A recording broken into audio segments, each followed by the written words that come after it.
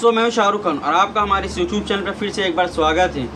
दोस्तों हाल ही में संपन्न हुए लोकसभा चुनाव में सबसे ज़्यादा चर्चा उत्तर प्रदेश की रही। जी हां, 80 लोकसभा सीटों वाली यूपी में इस बार बाजी विपक्षी गठबंधन यानी India national development inclusive alliance, जिसको इंडिया भी कहते हैं, उसने मारी। समाजवादी पार्टी और कांग्रेस के गठबंधन वाले इंडिया गुट ने यूपी में 43 सीटें जीतने में सफलता भी पाई। कई लोग इसे भाजपा के लिए बहुत बड़ा नुकसान भी मान रहे हैं, जिसके चलते भाजपा 2024 के लोकसभा चुनाव में अपने अकेले दम पर बहुमत भी हासिल करने से वंचित रह गई। अब यूपी में एक बार फिर से अगले कुछ महीनों में 10 विधानसभा सीटों पर उपचुनाव के लिए मंच तैयार होने वाला है। दोस्तों आगे बढ़ने से पहले हमारे इस यूट्यूब चैनल को सब्सक्राइब जरूर करें, वीडियो को लाइक और शेयर करना ना भूलें। अब बढ़ते हैं अपनी आज की खबर की तरफ। दोस्तों लोकसभा चुनाव 2024 के बाद अब इंडिया और एनडीए का मुकाबला सीधा विधानसभा सीटों पर उपचुनाव में होने वाला है। दरअसल लोकसभा चुनाव में मुख्य रूप से सत्तारूढ़ भाजपा और मुख्य विपक्षी समाजवादी पार्टी ने 9 विधायक विभिन्न लोकसभा क्षेत्रों से विजयी हुए हैं। उनमें से कुछ ने अपनी लोकसभा सीटें बरकरार रखने के लिए विधानसभा से इस्तीफा भी दे दिया और बाकी आने वाले दिनों में ऐसा करेंगे। वहीं दूसरी ओर शीशामऊ यानी कानपुर की शीशामऊ विधानसभा सीट भी खाली होने जा रही है, क्योंकि इसके विधायक सपा से इरफान सोलंकी को आगजनी के एक मामले में हाल ही के 7 साल की सज़ा सुनाई गई थी। यानी सोलंकी अब विधानसभा की सदस्यता होने वाले हैं। सपा अध्यक्ष अखिलेश यादव ने कन्नौज संसदीय क्षेत्र को बरकरार रखने के लिए अपनी करहल विधानसभा सीट पहले ही खाली कर दी है, जबकि पार्टी के मिल्कीपुर विधायक अवधेश प्रसाद ने भी फैजाबाद यानी अयोध्या जो सीट लोकसभा में काफ़ी चर्चित रही, संसदीय सीट जीतने के बाद विधायकी से इस्तीफा दे दिया है। लोकसभा चुनाव में जहां सत्तारूढ़ भाजपा ने उत्तर प्रदेश में अपनी ज़मीन खो दी है, तो वहीं विपक्षी गुट इंडिया गठबंधन यानी सपा और कांग्रेस राज्य में फिर से उभरते हुए प्रतीत हुए हैं। उपचुनाव के लिए दोनों अभी से कमर कस रहे हैं। अयोध्या के मिल्कीपुर में पहले से ही आक्रामक कंपटीशन की उम्मीद है। सत्तारूढ़ भाजपा सपा से इस सीट को छीनना चाहेगी, क्योंकि वह महत्वपूर्ण फैजाबाद निर्वाचित क्षेत्र में सपा से लोकसभा की लड़ाई हार चुकी है। करहल से किसे उतारेगी, सपा या भाजपा, चलिए ये भी जानते हैं। वहीं सपा अभी भी इस बात पर विचार कर रही है कि करहल से उसका सबसे बेहतर संभावित उम्मीदवार कौन होगा। इसके लिए अखिलेश यादव के भतीजे तेज प्रताप यादव का नाम चर्चा में है। तेज प्रताप को पहले लोकसभा चुनाव में कन्नौज से सपा का उम्मीदवार घोषित किया गया था। इसके बाद अखिलेश ने खुद इस सीट से चुनाव लड़ने का भी फैसला किया।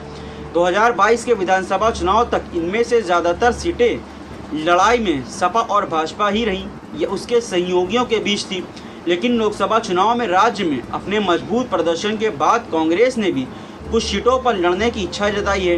कांग्रेस ने इनमें से कुछ सीटों पर उम्मीदवार उतारने में भी रुचि दिखाई है। इंडियन एक्सप्रेस की एक रिपोर्ट के मुताबिक कांग्रेस के एक वरिष्ठ नेता ने कहा कि हमारी पहली प्राथमिकता इन सीटों पर सपा के साथ गठबंधन करके चुनाव लड़ना है, क्योंकि हम सफल गठबंधन को आगे बढ़ाना चाहते हैं। अगर वह संभव नहीं होता है तो हम अकेले ही चुनाव लड़ने का विचार कर रहे हैं।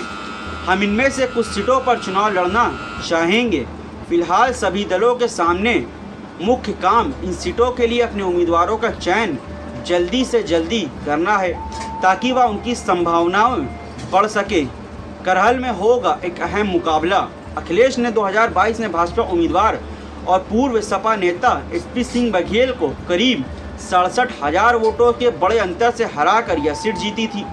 बघेल को आगरा से भाजपा सांसद के रूप में फिर से चुना गया है और पार्टी के नेतृत्व वाली नई एनडीए सरकार में भाजपा ने उन्हें केंद्रीय मंत्री पद भी दिया है या बनाया है। उम्मीद है कि इससे बघेल को इस सीट पर अपनी पार्टी की जीत सुनिश्चित करने में भी मदद मिलेगी। फिलहाल मिल्कीपुर में सबसे बड़ा मुकाबला देखने को मिल सकता है, जहां से समाजवादी पार्टी के विधायक अवधेश प्रसाद, जी हां, जो अयोध्या फैजाबाद सीट के लिए सांसद चुने गए और ये सीट काफ़ी चर्चा में भी रही थी। 2022 में पार्षद के भाजपा के बाबा गोरखनाथ को करीब 13,000 वोटों से हराया था।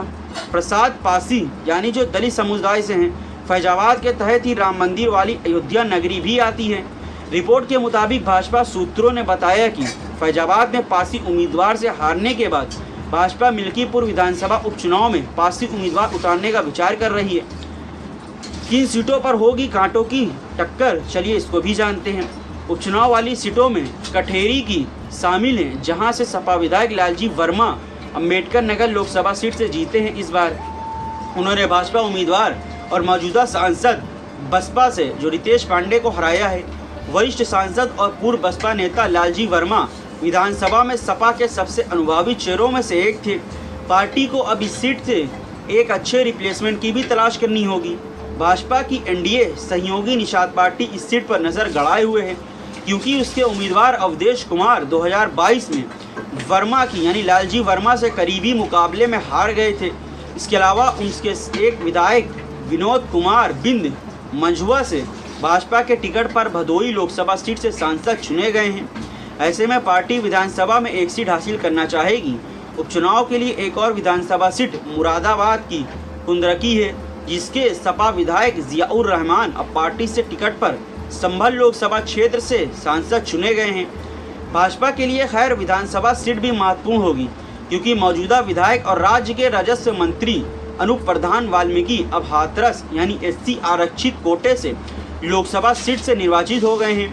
अन्य भाजपा विधायक जो लोकसभा चुनाव जीत चुके हैं और अपनी सीटें खाली करेंगे, उनमें फूलपुर विधानसभा सीट से प्रवीण पटेल शामिल हैं और गाजियाबाद विधानसभा सीट से अतुल गर्ग हैं, जो गाजियाबाद लोकसभा क्षेत्र से चुने गए हैं। जयंत चौधरी की यह जिम्मेदारी 10 विधानसभा सीटों का यह उपचुनाव एनडीए में शामिल राष्ट्रीय लोकदल के लिए भी बेहद महत्वपूर्ण होगा।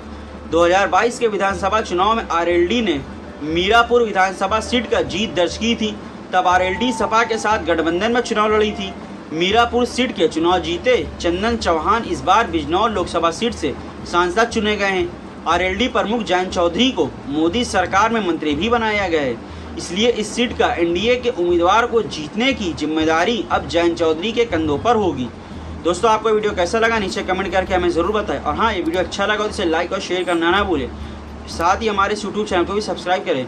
तो फिर मिलते इसी तरह की अन्य वीडियो के साथ, तब तक के लिए अपना इजाज़त दें। जय हिंद।